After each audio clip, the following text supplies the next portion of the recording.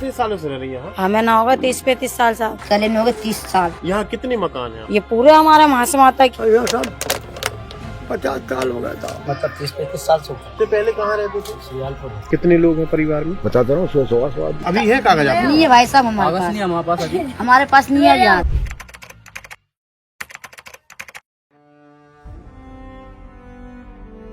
आए दिन ये जो परेशान करते हैं, मोहल्ले वालों को भी छेड़छाड़ करते हैं। ये एक बार तो उन्होंने मास्क का टुकड़ा भी इन्होंने जो मंदिर पर धरने की कोशिश करी थी। पूजन के लिए पानी लेने गया था, फिर मैंने हाथ लगाया यहाँ, तो इतने में तो यहाँ आ गया कौन। उनसे बोला थोड़ी देर रुक जाओ, हमारे कपड़े धुल रहे हैं, हमारे आप ना लेना। इतने में उसने मुझे नदी में धक्का मार दिया। मैं नदी में गिर गई, पानी बहुत गहरा था, तैरना भी नहीं आता था, मैं डूब गई उसमें। 50 लोग? हाँ 50 लोग। और ऐसा आए कि कोई झूम रहा, कोई हमसे खींच रहा, खींचातानी कर रहा। मेरे 3 आदमी आए, तब ये कम से कम 400 लोग के लगभग ये हो गए पूरे। अगर आगर से इनको भगाएंगे तो ये क्या करते हैं, रिश्तेदार को फोन लगाते हैं, आ जाओ पढ़ाने। तलेन से अगर उनको भगाएंगे तो आ जाओ मेरा पढ़ाने। ऐसे करके एकजुट लेने के लिए पहुंच जाते हैं। उनकी बोले अपनी भाषा में अपन तो खुली बात करा, वही खुली बात नहीं करके कहाँ बड़े है ये कहाँ। हम तो मुझे मालूम है बांग्लादेशी रोहिंग्या लगते हैं।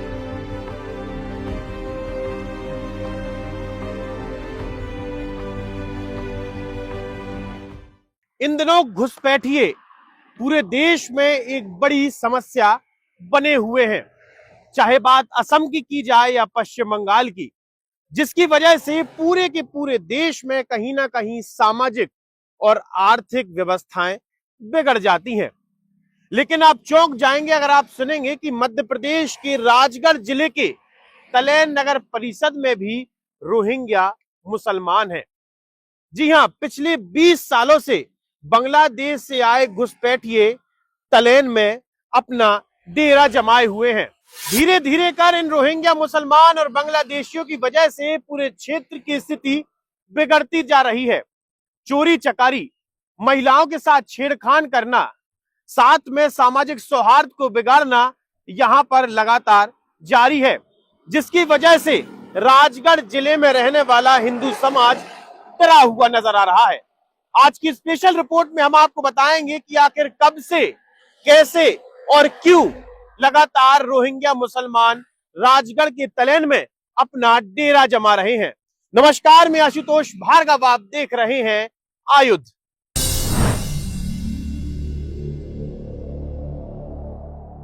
असम, पश्चिम बंगाल, झारखंड, ये उन राज्यों के नाम है जहां अवैध घुसपैठियों की घुसपैठ से पूरे के पूरे हिंदुओं के गांव आज मुस्लिम बस्तियों में बदल चुके हैं। अब यहाँ शंख की आवाज की जगह 5 समय की आजान की आवाज गूंज रही है। लेकिन अब यह हालत केवल इन्हीं राज्यों तक सीमित नहीं है।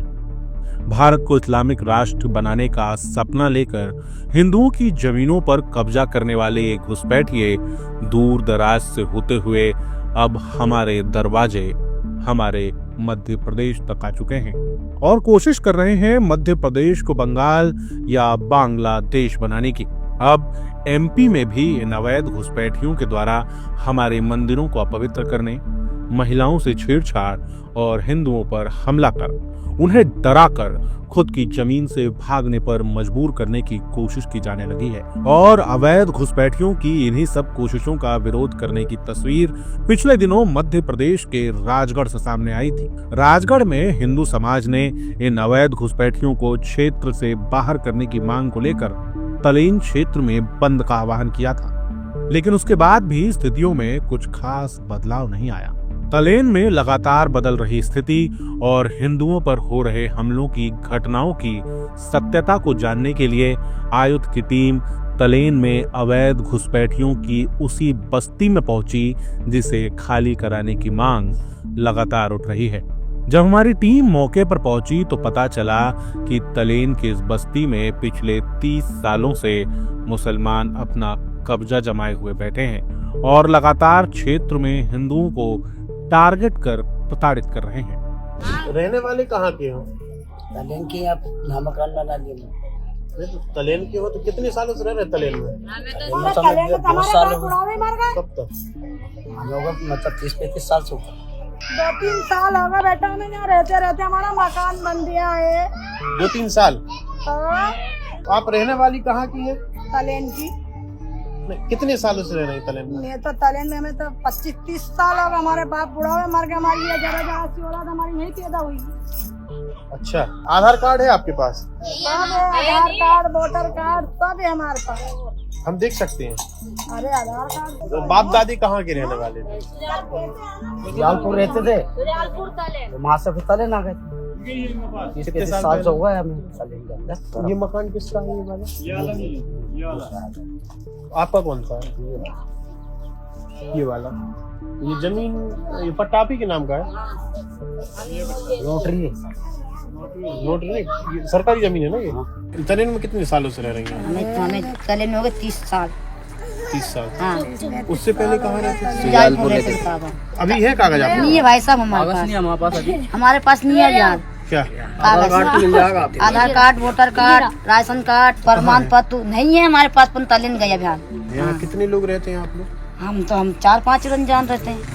और पीछे जो रहते हैं वो परिवार मेरा, हमारा परिवार है। फिर आना कल वाला। अरे तू मत बोले। एक भी ऐसा सामान नहीं है मेरे पास जो नहीं मिले।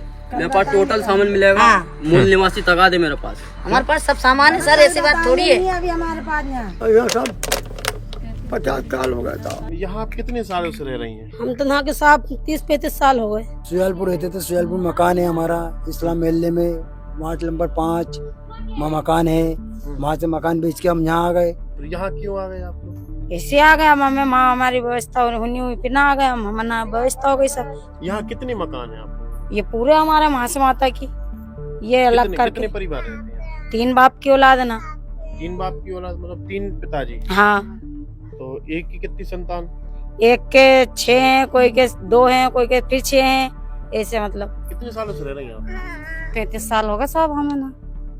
सबको 35 साल? तो सब एक ही परिवार है सारा, कोई बाहर के नहीं है। 2 बेगम है मेरे पास। हाँ। शारदा भी है, कनिषा भी है। उनके कितने बच्चे हैं? दोनों के 6 लड़के हैं, 7 लड़की हैं। ये जगह जो है वो सरकारी जगह है? सब सरकारी में, तो पूरा सरकारी में, नदी से लेकर तो गांधी चौक तक सरकारी सब। तो आप सरकारी जगह में हाँ, रहते हैं? सरकारी से सब। जैसे ही आयुध की टीम तलेन पहुंची, यहाँ पर रहने वाले बांग्लादेशी मुसलमान चौकन्ने हो गए। और जब भी उनसे पूछा गया कि आप यहाँ कितने सालों से रह रहे हैं, तो उनका कहना था कि हम 35 सालों से रह रहे हैं। किसी का कहना है कि हम 50 सालों से रह रहे हैं। लेकिन जब हमने कागज निकाले तो उनमें नजर आया कि जिन व्यक्तियों की यहाँ समग्र आईडी बनी है, उन्होंने आज तक अपना आधार कार्ड जमा नहीं किया।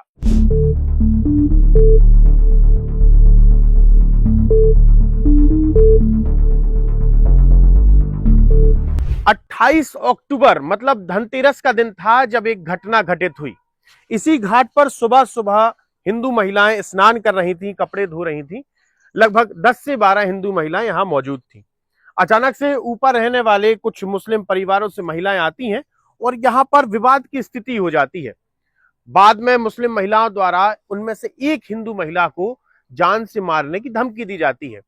जब महिला कहती है कि तुम ऐसा करोगी तो उस महिला को उठाकर बीच पानी में फेंक दिया जाता है। जिस हिंदू महिला को फेंका गया उस पर तैरते नहीं बनता था और हिंदू महिलाओं के प्रयास से जैसे तैसे उस महिला को बचाया गया। नदी में नहाने गया था तो कपड़े धो रहे थे। हमारे कपड़े लगभग धोआ गए थे, थोड़े से बचे थे। हमने उनसे बोला, वो गई 10-12 जनी, तो हमने उनसे बोला थोड़ी देर रुक जाओ, हमारे कपड़े धुल रहे हैं, हम हट रहे, आप नहा लेना। तो वो जबरदस्ती करने लगी, नहीं मानी तो नदी में कूद गई सारी की सारी एक साथ। ऊपर से वो कूदी तो हमारे कपड़े बेबे के नदी में जा रहे थे। हमने उनसे बोला हमारे कपड़े खराब हो रहे, थोड़ी देर रुक जाओ, हमने धो ही लिए। तो नहीं मानी और बदतमीजी से बोलने लगी, गाली गलौज करने लगी। तो मैंने उससे कि ऐसे बदतमीजी से बात मत करो। तो मैं कि एक ही झापटा में सीधी कर दूंगा, फेंक दूंगा। मैं क्या तू फेंक ही देगी तो कहाँ में फेंक दूंगा। इतने में उसने मुझे नदी में धक्का मार दिया। मैं नदी में गिर गई, पानी बहुत गहरा था, तैरना भी नहीं आता था, मैं डूब गई उसमें। फिर वो एक लड़की उसमें से गई उसके मोहल्ले में कि वो तो नदी पे अपनी लड़की को मार रहे, उसको झूठ बुझा के बोल दिया। तो सारे इतने 30-40 बच्चे बच्ची छोटे मोटे सब कुछ लकड़ी लेके कुछ लेके सारे के सारे हम घर में चल गए। तो सारे हम घर में हो गए। उनने बोला मेरे से कि यदि उन ज्यादा नदी पर नाटक कर रही थी आप, तो आपको जिसलिए हम यहाँ आए। हमारे घर में हाल में आके उन्होंने धक्का मुक्की करा, मेरे से झूम गई। मेरा एक भतीजा था उससे भी झूम गई, हमारी सास से भी झूम गई। वो आके खूब मारा पीट करी, उनने खूब धक्का मुक्की करी और पूरे जने 50 जने अंदर आ गए हमारे वो। 50 लोग। हाँ 50 लोग, और ऐसे आए कि कोई झूम रहा, कोई हमसे खींच रहा, खींचातानी कर रहा। कुल मिला के जान से मारने की उनने मतलब ये था ही सही उनका, वो घर पे धोखे से आके उन्होंने हमारे साथ मारपीट करी। अब अचानक मैं पीछे से कोई मारेगा तो मेरे को क्या पता चलेगा कि कौन मार रहा है। पीछे से आके झूम गई मेरे से, और 2-3 लेडीज और तो गला दबाने की कोशिश करी, मतलब कि इनको मारे ही अंदर। पूजन के लिए पानी लेने गया था, मैं रोज लाता हूँ पानी, तो साफ कर रहा था तो मेरा मुंह था इधर, अब इधर हो रही है बाउंड्री, तब देखा नहीं मेरे को। फिर मैंने हाथ लगाया यहाँ, तो इतने में तो यहाँ आ गया कौन। अरे यार मैंने कोई ना मारी हो यार। फिर अब माता होगा बेहोश करीब। पहले 3 आदमी आए तब ये कम से कम यहाँ पे 400 लोग के लगभग ये हो गए पूरे। उसके बाद आए दिन ये जो परेशान करते हैं, मोहल्ले वालों को भी छेड़छाड़ करते हैं, ये कभी भी गाली गलौज करते हैं, ये नदी पर गंदगी फैलाते हैं, ये हमारे मंदिर है वहाँ पर कम से कम 4-5 मंदिर है, वहाँ पर गंदगी फैलाते हैं। एक बार तो उन्होंने मास्क का टुकड़ा भी इन्होंने जो मंदिर पर धरने की कोशिश करी थी। सलेन के हिंदू पक्ष द्वारा ये आरोप लगाया जा रहा है कि यहाँ पर रहने वाले मल मुस्लिम 2003 के बाद यहाँ आए हैं। यहाँ पर धीरे धीरे करके 1 व्यक्ति 2 व्यक्ति से लेकर 150 से 200 की जनसंख्या यहाँ पर हो गई है। असल में मैं आपको समझाऊं कि ऊपर जो आप देख रहे हैं वो पक्की जो बिल्डिंग है वो मदरसा है, और मदरसा के बगल में सरकारी जमीन है, और उसी सरकारी जमीन पर लगभग 6 से 7 मकान मल मुस्लिमों के हैं, जहां पर लगभग 150 से 200 लोग रहते हैं। यहीं पर वो विवाद हुआ था। सर ये 2003 में आए थे, पहले 3 आया था, एक जेंट्स और 2 लेडीज थी इनके साथ में। एक आदमी को 2 पत्नी इनके साथ में, हर आदमी को इनके पास में 2 पत्नियां हैं, और किसी को तो 12 बच्चे, किसी को 7, किसी को 5, किसी को 3, ऐसे इनकी जनसंख्या भी बहुत तेजी से बढ़ रही है इनकी। ये सब सर्वे नंबर 813 में रहते हैं। इसके पास में मदरसा है, मदरसा के नीचे ये रहते हैं। ये क्या करते हैं, जैसे एक परिवार इनका यहाँ पढ़ाने मिलेगा, एक परिवार रह रहा तले, दूसरा परिवार रह रहा है इनका कहाँ पे आगर। अगर आगर से इनको भगाएंगे तो ये क्या करते हैं, रिश्तेदार को फोन लगाते हैं आ जाओ पढ़ाने। तलेन से अगर उनको भगाएंगे तो आ जाओ भैया पढ़ाने। ऐसे करके एकजुट लेने के लिए पहुंच जाते हैं। इन अवैध अप्रवासियों के द्वारा लगातार इस तरीके की आपराधिक घटनाएं की जा रही हैं, उसके बावजूद भी जिले की प्रशासन की आंखों पर जमी धूल साफ होने का नाम नहीं ले रही। हिंदुओं पर हमले और प्रशासन की इसी उदासीनता के चलते 18 नवंबर को क्षेत्र के लोगों ने इलाके का बाजार पूरे तरीके से बंद रखकर अपना विरोध जताया और बताया कि कैसे कुछ लोगों से बसना शुरू हुई ये बस्ती आज सैकड़ों मुसलमानों का इलाका बन चुकी है। पिछले 30 सालों से यहाँ रह रहे मुसलमानों पर अपनी नागरिकता बताने के लिए आज भी न तो पर्याप्त दस्तावेज हैं, न ही कोई शासकीय अनुमति। इनके हाथों में इस वक्त दस्तावेज के नाम पर कुछ है तो बस अवैध तरीके से बनाए गए राशन कार्ड, जिसकी मदद से ये लोग आज तक यहाँ रह रहे हैं। और इसी राशन कार्ड की बदौलत अब इन घुसपैठियों ने अपनी समग्र आईडी बनवाई है। इन्हीं आईडी की मदद से ये लोग प्रशासन को भी चकना दे रहे हैं। नगर पालिका, ग्राम कोटवार और पटवारी दल जो है ना, मौके पर जाकर सभी के उचित दस्तावेज प्राप्त कर रहा है और उनका भौतिक सत्यापन का कार्य भी कर रहे हैं।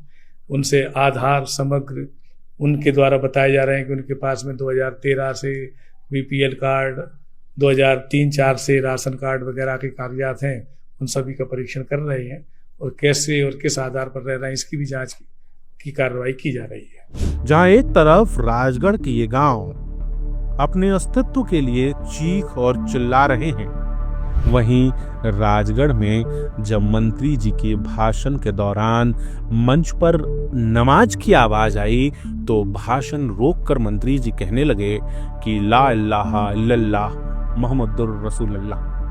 मंत्री जी ने कहा कि सभी धर्मों का सम्मान करें, लेकिन शायद मंत्री जी को एक बार जांच इसकी भी करवानी थी कि जिस मस्जिद से आवाज आई वो कहीं अतिक्रमण करके तो नहीं बनाई गई, उस जमीन पर भी कहीं वक्फ बोर्ड का गैर कानूनी कब्जा तो नहीं है। अब ये सवाल प्रशासन से है कि इस प्रकार से अवैध तरीके से रहने वाले घुसपैठिए अपना ठिकाना बना लेते हैं तो उनके कागज कैसे बन जाते हैं।